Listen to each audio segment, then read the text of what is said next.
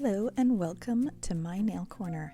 There on my left hand are my natural nails. I removed all the overlay that I had going on, jelly tips, all that stuff, and that is just peel base on there. And we are going to do a back to basics mani. This is a new-ish color from Triple D. It was part of the most recent release and it is called Softie, and it is this beautiful, just like light lavender, I guess. Lavender, lilac, I'm not sure the true difference, if I'm being honest, but there it is on a swatch. It's really pretty, just really nice and delicate, and I was anxious to wear it. So I picked a shimmer to pair it with, but I wanted to show you guys real quick. These are the recent Angel dips that were released by Triple D. What a gorgeous pastel rainbow. These are some beautiful purples. That one that I'm touching right there is a thermal that's called Coranda. And as you can see, I wore it recently. I love that color so much. And then on the far right there are the dips that were kind of inspired or collaborated between the ambassadors for Triple D, including myself and Triple D, and they created these beautiful colors that we got to have, come up with the concept for and the name and all that stuff. So those are must-haves. I'm going to be wearing one of those real soon here to celebrate Shayna's birthday on the 17th of March. So I am going to get into my dip here, and my nails are fairly short but have a little bit of free edge to them. So what I'm going to do here is what was my go-to method before I wore a builder gel overlay or jelly tips. And that is the first application, or the first dip is going to not cover the entire nail. So as you can see, I kind of went with like a wide area down the center of the nail, but didn't go all the way to the sidewalls or to the cuticle line. Now what this is doing is it's going to help build up the shape of the nail, the apex of the nail. It adds a little more strength to the center of the nail. So basically your apex is the highest point of your enhancement on your nail. And if you were to hit your nail kind of straight on to something, there's a point at which it would bend / break. Now that is the point where you want to have the most strength when you're adding an enhancement to your nail. So without showing you that visual, I hope that I explained it well enough that you can understand what I mean by like where your nail would break. I'm sure we can all cringe over the thought of like hitting the tip of your finger / the tip of your nail on something and then that kind of bending, and it's not a pleasant sensation. So you want to add strength to that area, and so for me that's kind of the center and like the top 3/4 of the nail. So now I'm going to go in with a full dip over that, all the way to the cuticle line and to the free edge. And I'm going to do this twice with color. So typically what you see me do is 2 full dips of color and a dip of clear, and that is because my nails typically have an enhancement over them already, whether that is builder gel or the jelly tips that I've been wearing recently. Those things all add strength and kind of form an apex on their own. So I don't need to do it with dip powder, but when I'm doing just dip powder, this is how I like to kind of build up that shape. And at the end of this video, I will kind of show you a side profile so you can see that it's thin, but it just has that little bit of rise in the middle of the nail. So while I'm getting into this, I'm doing, like I said, 2 full dips of color, and then we'll move on to a clear dip. But I am including in this video filing, so I'm going to try to put timestamps down below if I remember, which, my memory is failing these days. But anyway, I'm going to do timestamps, so if you don't want to see filing, you can skip over that. If you're comfortable with your filing and don't have any questions or whatever, you can skip over that. I will chat through it a little bit. I always find filing a hard thing to kind of do a tutorial on, because I don't have like a great method for my madness. I just kind of file away until it looks how I want it to. I'm happy to do that on camera on occasion for you guys to see kind of what I do in case it helps you, but I'm not like an expert filer. In fact, to this day, 5.5 years into dipping, it's probably the thing I struggle with the most, just because I feel like I'm inconsistent. But that's not to say you can't have beautiful nails. It just takes some like effort to get there when you're filing. So I will leave that in there with timestamps. I do the first 2 nails, like my pinky and my ring finger, with a hand file and a buffing block, and then I use my eFile for the remaining 3, so it's just a little bit of both depending on what tools you have on hand. I didn't use an eFile for the first several years, probably almost 4 years of doing dip powder on my nails. I didn't use an eFile, so you can definitely do without if you're not comfortable with an eFile. I do find that an eFile kind of speeds up the process, which is nice, especially when you do your nails as frequently as I do. So now we are going to finish up those dips of color, and then I'm going to move on after. I think I do a clear cap first, if I remember correctly. Don't hold me to it because I could be wrong. But then we move on to the beautiful shimmer that I'm going to use today, and that is called Angelic. And I love it so much, and I love shimmer dips. If you are a beginning user of dip powder, I highly recommend using some shimmery dips to get started. They're very forgiving, they're really pretty.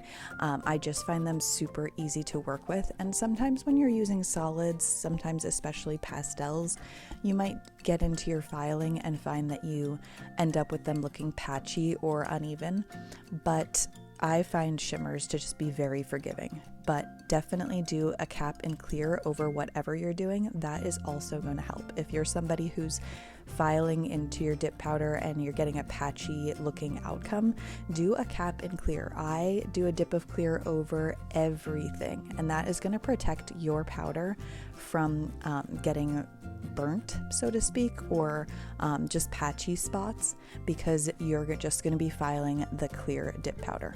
And I was really excessive with that nail because I got like a fuzz stuck on the nail surface and wanted to get that off rather than encapsulating it in clear and keeping it forever. So that's why you saw many, many, many strokes of dip base. But as you saw a minute ago, this application, very thin.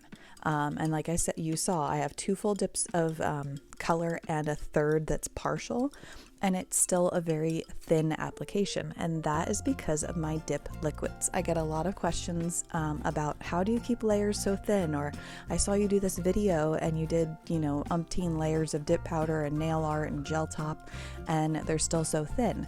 And that has everything to do with your dip liquids. There are certain brands that just have a thicker dip liquid, and that's fine if that's your preference, go for it. But if you're looking for a thin application, you want to get a dip base that is on the thinner side. For me, those liquids are Triple D, Mani Boss, Virgo and Gem. There's a host of them that I've tried that are on the thinner side, and then there are a few that are on the thicker side. I find Sparkle & Co. to be a little bit thicker. Revel Nail is definitely on the thicker side from my experience. I used Revel for the first several years. I was just like solely Revel dip liquids and dip powders, and that worked fine. However, when I branched out to different brands, I did find the application of the dip base on the thinner side was my preference. So totally your preference. Find what works best for you, but don't be afraid to try different brands of dip liquids until you find the one that is like your holy grail. And I say the same thing about peel base.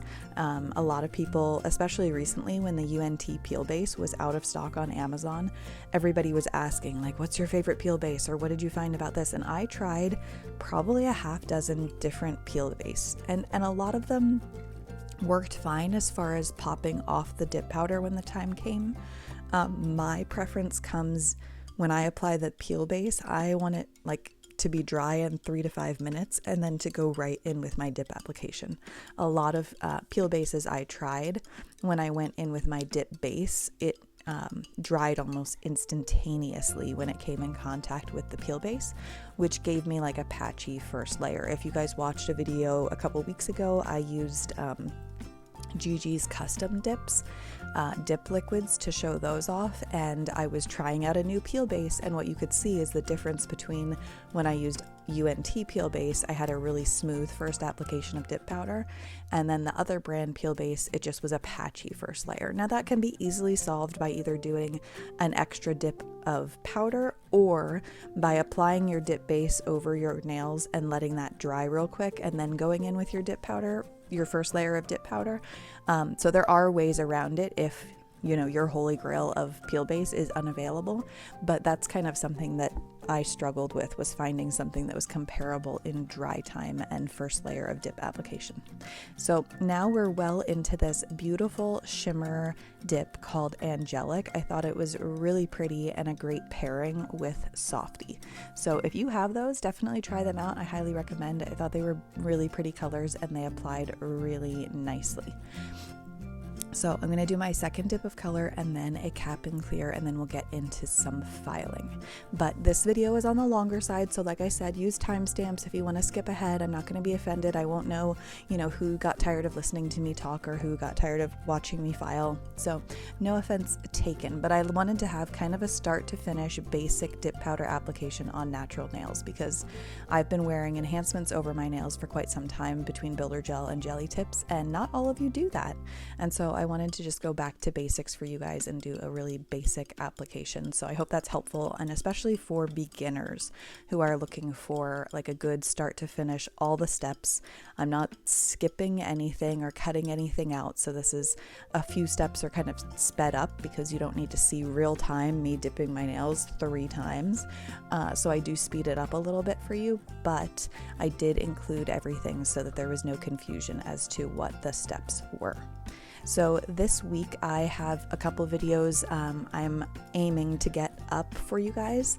I have a rainbow ombre mani, which I loved, and that was with the new Candi collection from West Coast Dips. So if you haven't seen that, definitely check it out, but I'm going to try to get that video uploaded for you guys this week. And then I had a new to me brand called Dip Nailed It, and she sent me over some products to try, her dip liquids, her gel top coat, and a couple of dip powders, and I loved them. So I'm going to try to get those 2 videos edited and up for you guys this week. I had intentions of having my midweek upload already this week on Wednesday, but my husband had surgery and it kind of threw me off, but I'll get back to that in just a second. So this is my Triple D eFile. I'm going to set it aside and I'm going to hand file first. So I love the Triple D eFile and you'll see me use that in a minute here. It's also super pretty, but for right now I'm going to use a hand file, and this is what I like to do first. I like to clean up around the cuticle line. If you have sensitive skin, be careful with the file because you could cut up your cuticles. I find that my skin's pretty tough about filing, so I don't worry about it. If you have a problem with this, try using a glass file. The Ergo file from Bonafide Beauty, I believe, is linked in my Amazon storefront down below. And that is a great solution if you have sensitive skin around your cuticles or just don't want to tear them up with a regular file. It's just very, very gentle, but will clean up that cuticle line really nicely. And then I use my hand file. I'm trying to get into like a position where you can see what I'm doing, but it's hard to file on camera, you guys, for reals. So I like to go around the cuticle line, clean up the sidewalls a little bit if there's any product kind of hanging out. And then I like to get just my free edge kind of cleaned up to a flat perpendicular. Is that what I'm looking for? I like it to be clean and straight. So a lot of times I go back and forth from kind of putting my finger like this where I'm looking at it versus like out in front of me, hand on the buffer block, and kind of doing it that way. But I just want it to be nice and straight. I don't want it to be like leaning one way or the other. And that can be challenging. My middle finger, the nail just grows a little bit differently than the rest of them. And so I always struggle with getting that one to kind of look uniform, because I'm taking pictures of my nails. So anyone else wouldn't care.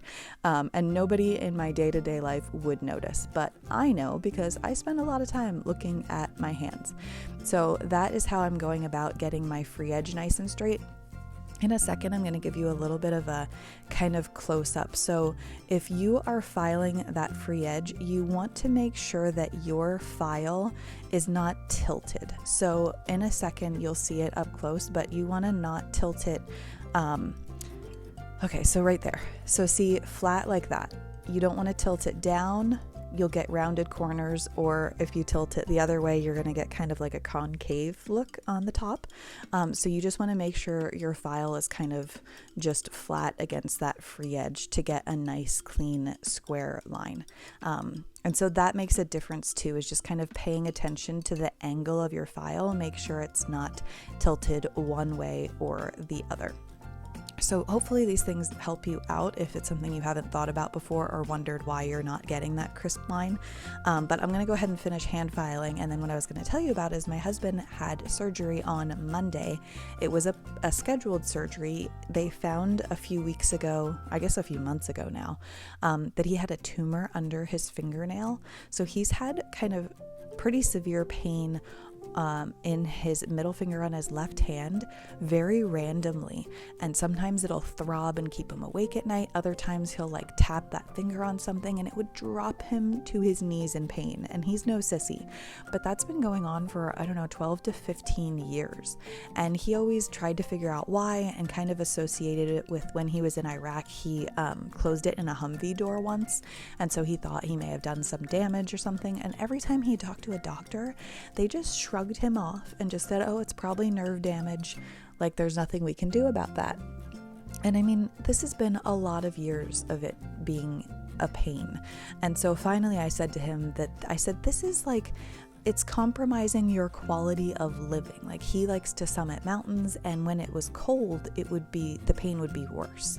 So I finally insisted he make an appointment with our doctor, who takes a while to get into, but she's very diligent, and she doesn't ignore our kind of, not complaints, but she doesn't ignore when there's something going on. So he went and saw her, and she ordered an MRI, and it turned out that he had a tumor under his fingernail. And that was a battle too. Insurance didn't want to cover it, and our doctor called and insisted that they would cover it. But yeah, she referred him to an orthopedic surgeon, and they removed that. Now, that surgeon sent him home with instructions to take Tylenol and ibuprofen to manage the pain.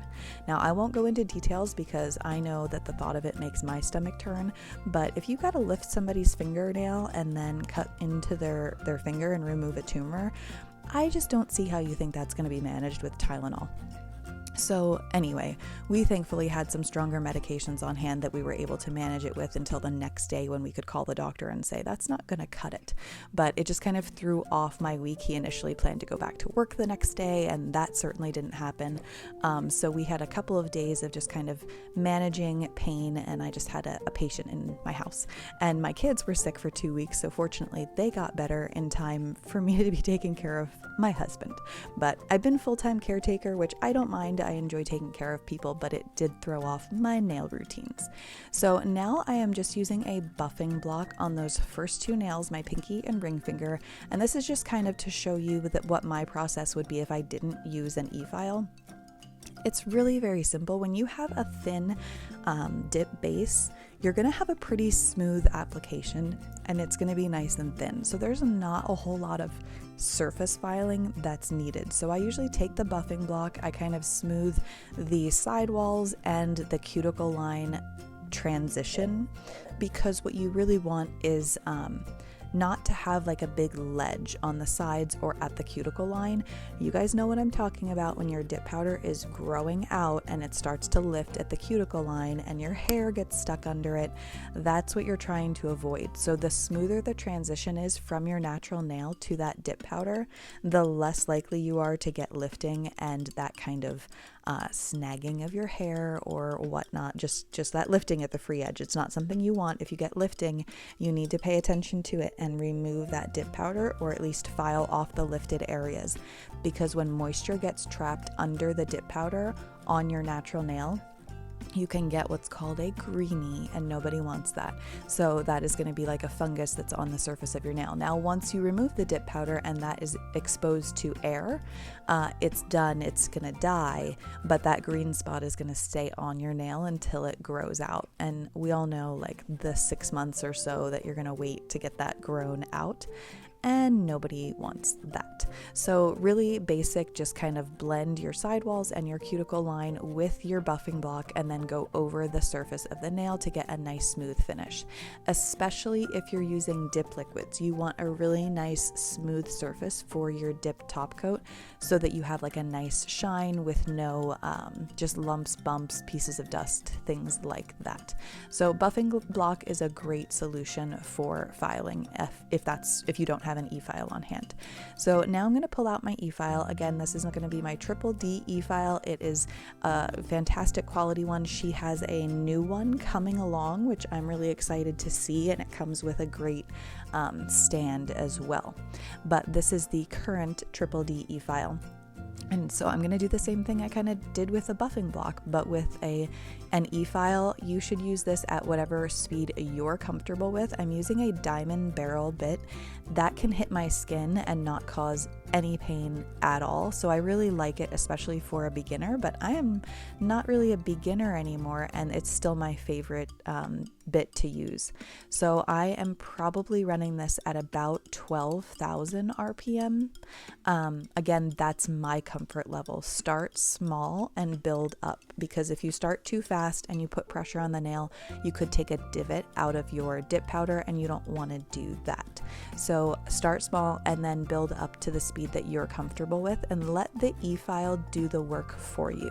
So you shouldn't have to be putting pressure down on the nail. You're really just gliding that bit over the surface of the nail and letting it do the filing for you. So I thin out around the cuticle line and the sidewalls, and then I run that eFile back and forth over the surface of the nail until I'm satisfied that it looks smooth and an even surface, because I hate few things more than when I finish a mani and I have my top coat on and everything, and then I run my other finger like over the surface of that nail and I feel like a bump or an uneven finish. That drives me nuts, and I will like fuss with it and feel that lump or bump or uneven finish until I fix it or until that mani is gone. So I really go to town kind of with making sure that I have a smooth surface all around.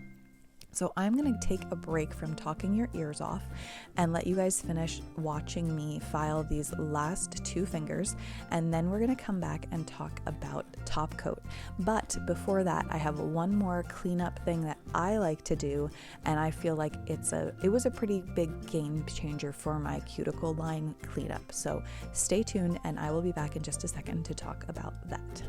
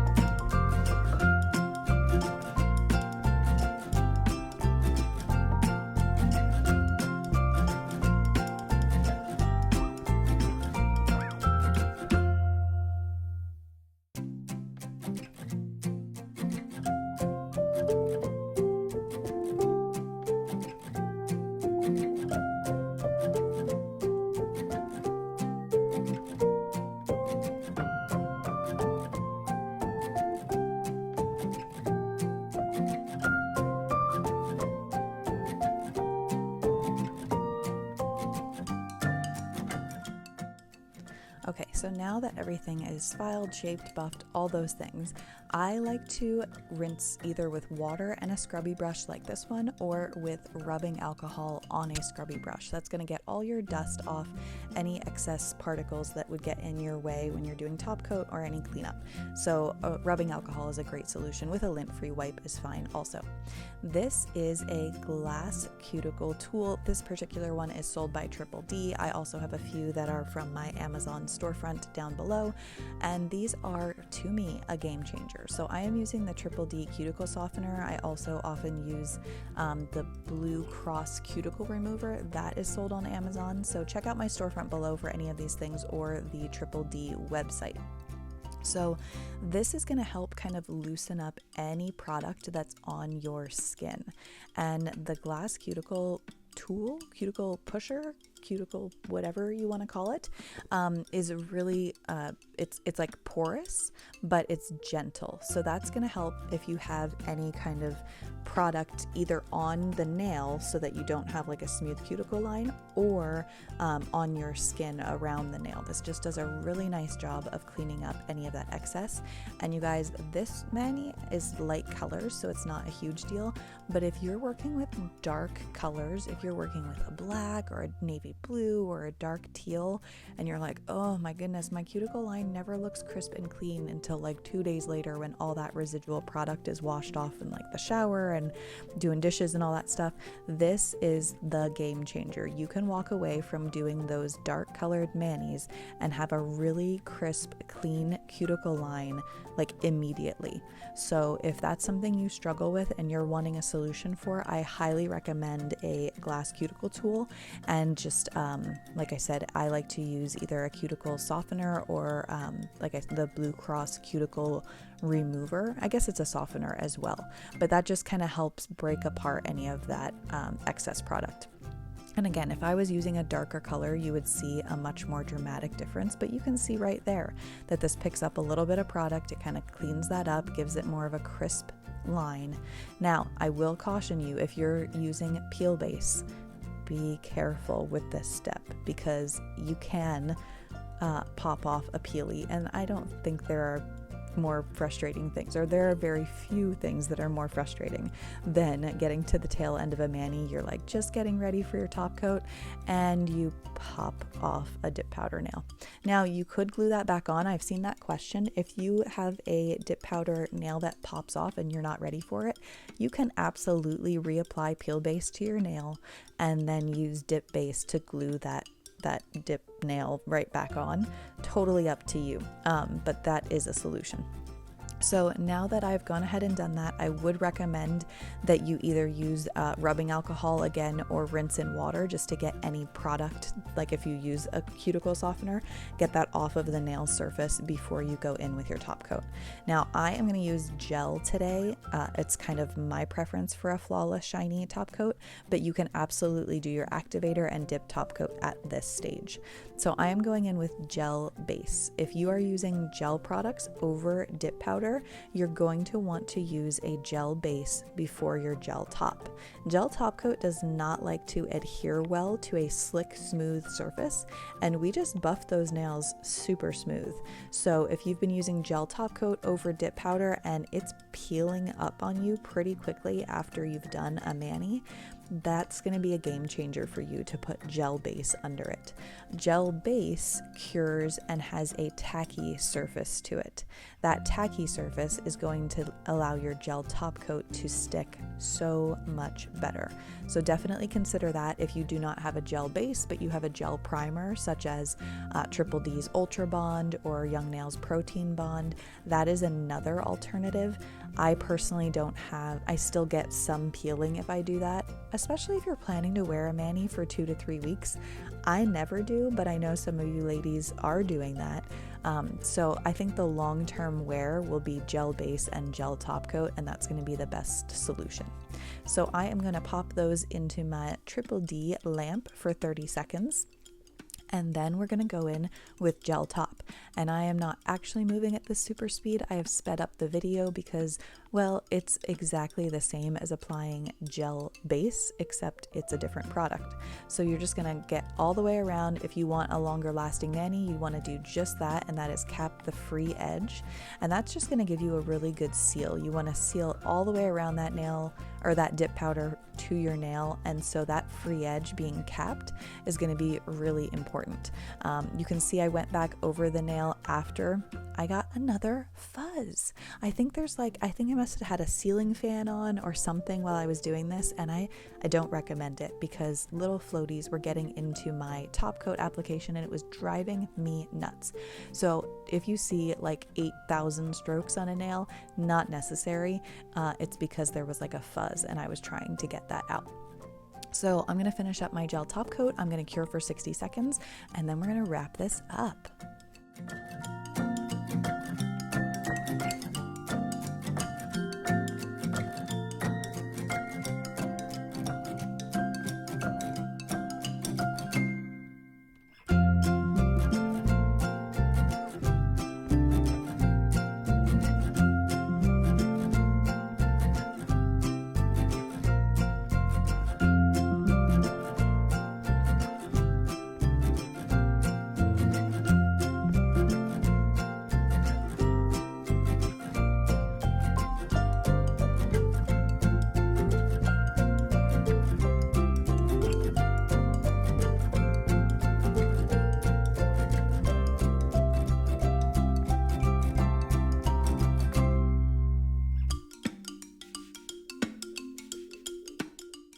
Okay, now we are cured and we are good to go. That is another thing I love about gel top coat is once it's cured, you are like totally solid and good to go. I like to just be able to move on with my day promptly.